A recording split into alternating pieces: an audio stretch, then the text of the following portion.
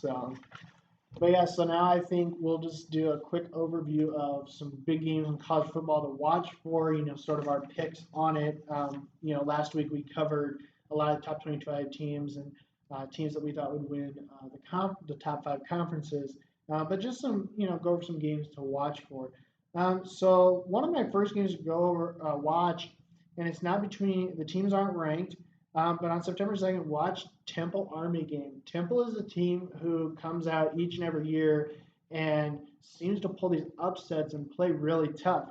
And Army, has had some rough years, but always plays tough too. These are teams that you normally see in bowl games that a lot of people don't know much about. Watch this game. This game could really be a shootout. And who are you picking for that game, Brian? I think I gotta go with Temple. Just a team that's proven a little bit more. Army, it's hard to gauge them sometimes, but I will pick Temple in that game. All right, my first game that I'm going to look at is number 3 Oklahoma, and they are at number 15 Houston.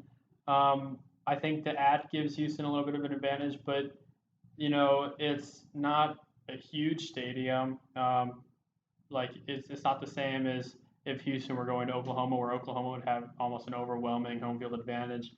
Uh, but I think Oklahoma is going to take this.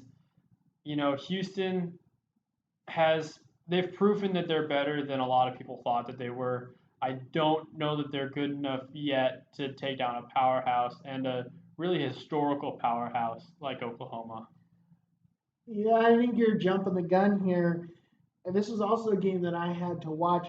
And Houston, I think, proved in their bowl game when they dismantled Florida State.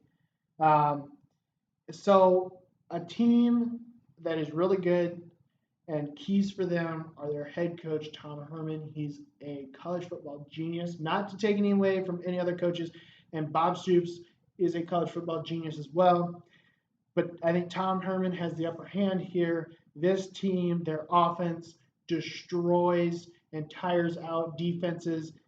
Watch them to beat Oklahoma, get the upset, and prove to college football that they are ready to take on the big league. Yeah, I think they'll give them a fight, but I don't have them winning.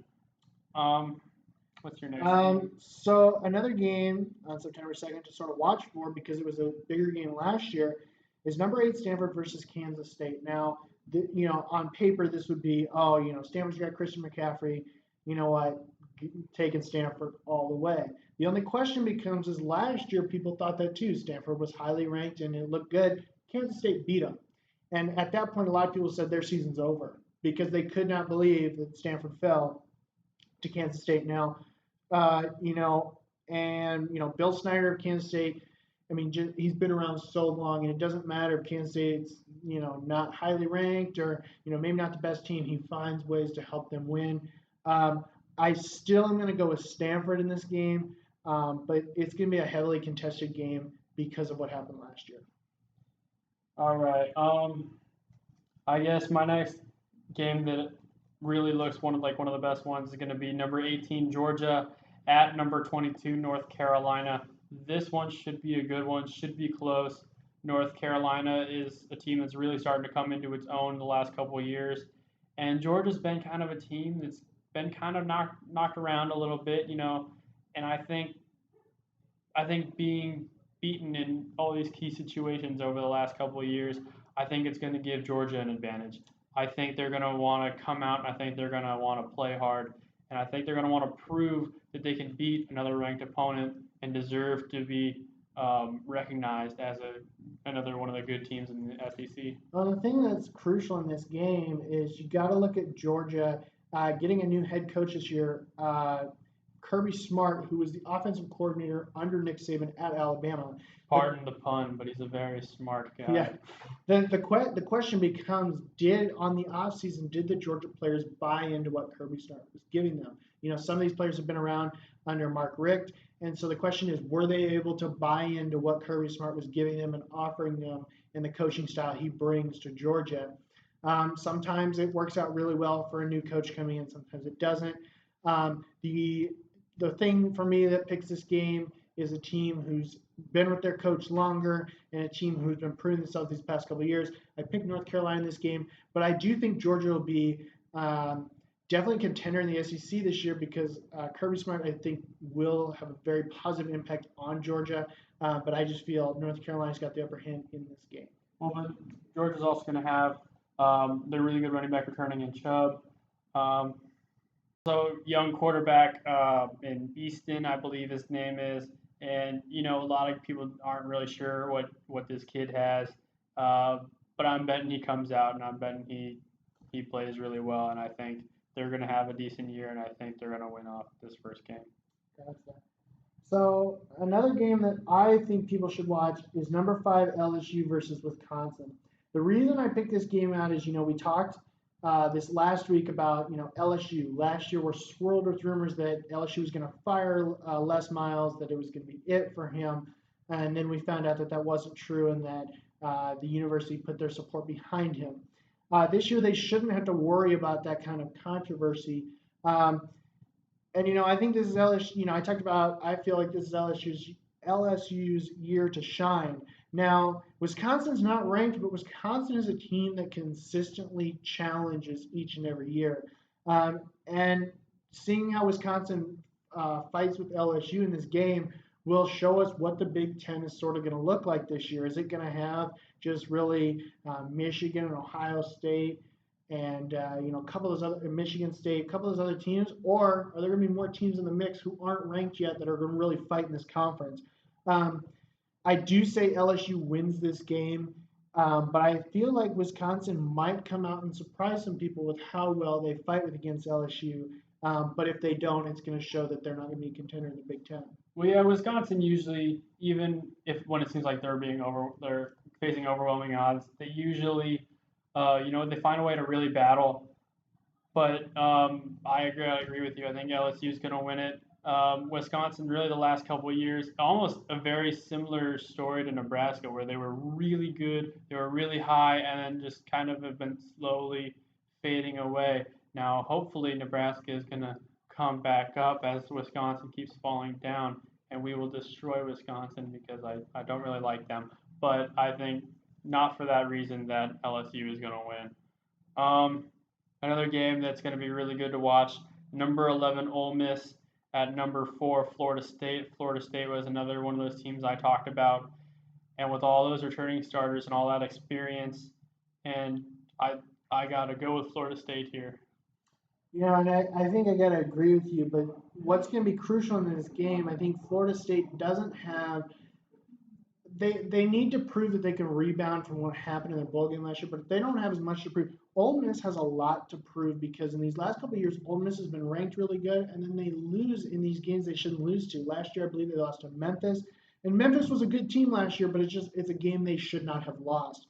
So I think Ole Miss has a lot to try to prove in this game, and they're going to fight very hard. But I do give it to Florida State. It'll be a very good game, I think, to watch, and I just think Florida State's going to come out with it. Right. So I think in the game that we will be doing pre-game coverage for Nebraska versus Fresno State. Some things about this game is Nebraska has suspended for this first game Riley and Gary? Yep. Gary. Okay, so Riley and Gary. And, I don't know how much effect it will have on Nebraska, but these are two big players for this team. Under Mike Riley, we've seen Nebraska lose games that they should not have lost. You know what? I was having a hard time to decide on this game, but you know what? I've made my decision. I picked Fresno State now, another heartbreaking season opener for Nebraska. So definitely is gonna. I feel gonna be a heartbreaker for them. Gotta disagree with you, obviously. I think Nebraska is going to win it. One thing that a lot of the players were talking about in preseason, they said the last year was kind of a culture shock for them, going from the Bo Pelini to this all new coaching staff, and it was just a huge change for them, and they weren't really quite ready for it. And now having a year, they bought into it. The word that's been thrown around a lot early on is hungry. They are a hungry team who wants to prove that they are good. and that they're a team that deserves maybe to be ranked and deserves to be recognized in the Big Ten. And Fresno State's no pushover, but I don't think they're as good as BYU was last year. And obviously Nate Gary, yeah, he is really the leader on defense and really one of the team leaders. So losing him for 2 games, and both of these suspensions were due to breaking team rules, which is kind of ridiculous. You're getting paid basically to come to school to play football, and you mess it up because you broke team rules. So don't do that. That's dumb.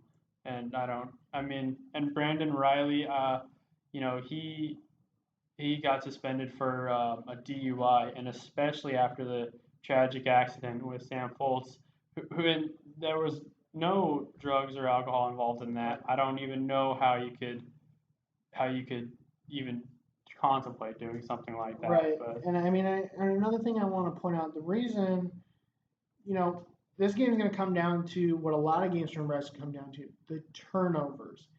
If they can win the turnover battle and Tommy Armstrong can be smart with his decisions, Nebraska probably wins this game. But I feel there's going to be some first game jitters. Having these 2 players suspended, and just for the fact that, as I stated previously, I have respect for all college football coaches and players. But I just feel like Mike Riley is not in his right situation. And I feel he's too nice of a coach, to be honest with you. And so I feel like Tom Armstrong makes one too many mistakes, and Fresno capitalizes on it. That's why I'm picking Fresno State in this game. yeah, the turnovers are going to be a key to watch really all year, as we talked about in the last video. But I I mean, we've talked about this for we probably milked this subject probably pretty dry. Yeah. But yeah, Nebraska. Oh yeah, I can't go Yeah. against them, especially against Fresno State. So then, really, the last game I want to cover is September 4th. Number 10 Notre Dame at Texas. This game was announced today as a complete sellout in Texas. This game last year got a lot of celebrities to show up at this game. ESPN commentator Kurt Herbstreit is calling Texas his surprise team of the year. And I want to make a correction from last week. I mispronounced Texas true freshman's last name. It's Shane Buechele. I think Buechel's going to start this game, and he's going to come out just firing. Texas, they know they got to prove for Charlie Strong and prove for Texas. And the fact of the matter is they're going to come out strong. Defense is going to come out, as you would say for Nebraska, hungry. They want this game. They want to take down Notre Dame. I give this one to Texas. Texas is not only a sleeper, but they will be a champion of this year. This is their year to shine. I'm not saying necessarily national championship, but definitely winning that Big 12. Well, obviously, they're going to have a big home field advantage. But, I got to go with Notre Dame. They just have, everybody wants to play Notre Dame. They're one of the top recruiting schools. They always have fantastic talent. They're always in contention really for a national title, even while being an independent team. And I don't see any of that changing. And I think it will be I think it'll be a closer fight than you think, than most people think. Obviously not than you think, but I got Notre Dame coming out with a win there. I mark my words. This year, you will see the Texas of old, the Texas that we've all missed these last couple of years. You're going to see the Texas. We have not all missed. Know your location, Brian. People have missed it. So I know this video is running a little long, but there's one more thing we need to cover in college football, and I'll make it very brief. The Big 12 came out today and had made their first cuts in teams that are possible for expansion. The teams remaining are Air Force, BYU, University of Central Florida, Cincinnati, Colorado State, UConn, Houston, Rice, South Florida, SMU, Temple, and Tulane. The Big 12 is going to go 1 of 3 ways. They're either going to stay with 10 teams and not add anybody, or they're going to extend the Big 12 conference to 12 or 14 teams. And possibly still up to the mix, not confirmed yet, is possibly Memphis is also in there. Personally, since I'm a big Texas fan, obviously really like this for the Big 12. I mean, teams that I would love to see added, Houston, a team that's just exploding these last couple of years. I'd love to see a Temple added, a Colorado State. I think a BYU would be good. I would love to see a BYU, and BYU has been talked about for years added to the Big 12. I think they're definitely looking to try to get into a big conference, and Houston the same way. Houston wants to be that big conference, so they're finally recognized for as good a team as they are. Some teams that I really wouldn't like to see is South Florida. I wouldn't really like to see University of Central Florida. I mean, just teams that haven't really been showing much in the past years. It might help them to move to a bigger conference just to get more exposure, better recruiting. And it helps out the conference too with all the television air times in different markets and things of that nature as well. Definitely, but definitely a big thing to watch this season to figure out. There will be a meeting coming up soon in Dallas to make the final decisions. But something definitely in college football to really watch for because it's going to change the landscape of possibly some conferences that these teams are coming out of. But really, that's it for us. I know it went really long. We covered all we got today. We covered NFL and college football. As we said, we are going to do a pregame / like college game day kind of thing before the Nebraska game on Saturday. We'll probably do some live streaming on our Facebook page. Watch the Facebook page for like times and stuff like that. And we'll also record it and put it on the channel so that you can watch it later. But like our video, subscribe, like the Facebook page, comment, let us know what you think and what you want us to do next week or weeks down the road. All right, yeah, and after that pregame stuff for the Nebraska game, we're going to be talking more about baseball. We kind of ran out of time for it today.